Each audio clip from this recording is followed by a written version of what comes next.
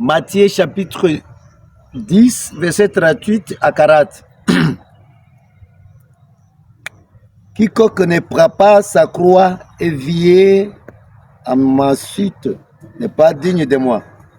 Qui aura assuré sa vie la perdra, et qui perdra sa vie à cause de moi l'assurera. Qui vous accueille, m'accueille moi-même, et qui m'accueille, accueille celui qui m'a envoyé. Acclamons la parole de Dieu. Louange à toi, Seigneur Jésus. Mes frères et sœurs, partout là où on se retrouve à cette heure-ci, Jésus-Christ nous parle de la croix. Quiconque ne prend pas sa croix et vient à ma suite n'est pas digne de moi. La croix, dans la vie spirituelle, existe, mes frères et sœurs. Chacun est censé de transporter sa croix jusqu'à Golgotha. C'est jusqu'à la fin de sa vie.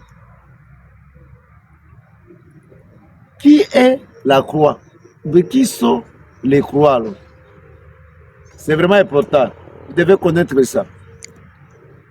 La croix, nous allons trouver partout. La croix peut être ton mari. La croix peut être tes enfants. La croix peut être vos autorités là où on se retrouve. La croix peut être votre boulot. La croix peut être ton corps. Etc. Pour cette raison, nous sommes censés de transporter cette croix jusqu'au bout. Tu ne peux pas jeter ta croix.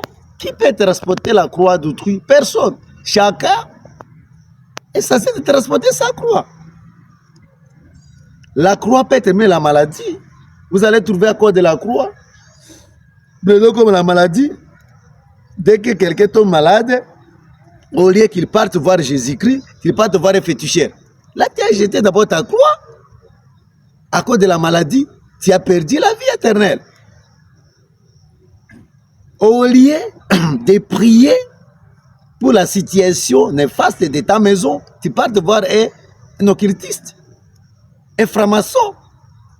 Ma mère, ma soeur, mon frère, mon père, il faut bien voir ça. Ça, transporter la croix, il n'y a pas le royaume des cieux. Vous devez retenir ça. La croix existe. La croix serait toujours là. Cette croix qui va t'aider. À travers cette croix, on va confirmer aussi ta foi. On va dire réellement cette personne, c'est une personne de la prière, une personne de la foi. Tu ne peux pas chanter, c'est moi j'ai la foi. Mais devant la croix, non, ça ne tient pas. On jette d'abord la croix. Je dois mettre cette croix d'abord, pour boxer d'abord les gens. Non, ça c'est pas la vie spirituelle. Nous devons transporter la croix jusqu'au bout. Là que Jésus doit nous appeler et serviteurs dignes. Dignes vraiment. Alors c'est ça ce que vous devez retenir, mes frères et sœurs. Viens à mes suites, n'est pas digne de moi. Si tu ne transportes pas ta croix, tu n'es pas digne de suivre Jésus-Christ. C'est-à-dire la tentation sera toujours là avec nous. Maintenant, qui aura assuré sa vie, la perdra. Lorsqu'il est en train d'assurer ta vie, tu vas perdre ta vie. Mais à cause de Jésus-Christ, si vous perdez la vie, ce n'est pas problème. Quelque chose, je dis, on te tue, on tue ton corps. Tu vivras éternellement à cause de Jésus-Christ. Tu ne peux pas nier Jésus-Christ à cause de telle personne ou bien à cause de telle chose. Non, nous ne devons pas nier Jésus-Christ. Nous devons proclamer sa parole, quelle que soit la situation, ne t'y est pas. On ne peut pas cesser de proclamer la bonne nouvelle. C'est vraiment important. Ça, c'est la deuxième dimension, c'est-à-dire, nous devons assurer, nous devons transporter nos croix et suivre Jésus-Christ, quelle que soit la situation, ne t'y est pas. À cause de Jésus, si tu perds ta vie aujourd'hui, mes frères et sœurs, tu auras la vie éternelle. Combien de fois nous, on a perdu nos vies? Dès que quelqu'un s'est confus, par exemple, la nuit, tu te mets à prier. Déjà, tu es en train de perdre ta vie. Les gens dorment. Mais toi, tu es là, à genoux. Hein? Tu es en train de gêner. Tu es en train de te sacrifier pour les autres. Tu te donnes corps âme pour faire le travail de Dieu. Là, directement, ta vie est en danger. Quel que soit votre race sociale. Dès que vous êtes serviteur de Dieu, vous vous donnez pour la parole de Dieu. Là, vous sacrifiez déjà la vie. De Dieu, ça ne va pas de problème. Parce que nous cherchons la vie éternelle. C'est ça notre mission. Nous tous qui croyons à Jésus-Christ.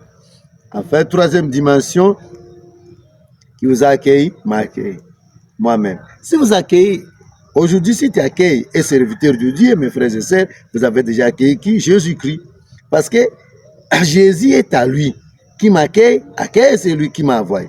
C'est-à-dire, accueillir quelqu'un, accueillir les serviteurs de Dieu, accueillir la bouche de Dieu, accueillir les représentants de Dieu, vous avez déjà accueilli toute bénédiction possible. Alors tu dois te poser la question, est-ce que chez toi les gens viennent? Tu as déjà accueilli qui? Si tu accueilles bandit, tu dois recevoir la bénédiction des bandits. Non? Si tu accueilles prophète, tu as la bénédiction des prophètes. Est-ce que tu as le temps même d'accueillir les hommes de Dieu? À travers les hommes de Dieu, tu as déjà accueilli la Sainte Trinité de Dieu. Comme Abraham a accueilli, après il a accueilli les serviteurs, et je ne sais pas, 3 visiteurs. À travers ça, il avait accueilli qui? Dieu le Père, Dieu le Fils, Dieu le Saint-Esprit. Nous devons avoir le cœur d'accueillir le serviteur de Dieu pour qu'il puisse nous bénir et accueillir tout le monde qui doit nous bénir. À travers eux, on peut acquérir la puissance, l'amour et la présence réelle de notre Seigneur, créateur du ciel et la terre. Que le Tout-Puissant nous aide, qu'il me donne la force de comprendre et de mettre cette parole en pratique. Abonnez-vous massivement. C'est votre simple serviteur, Berger Justin. Shalom. Que le Tout-Puissant vous bénisse encore de plus. Abonnez-vous.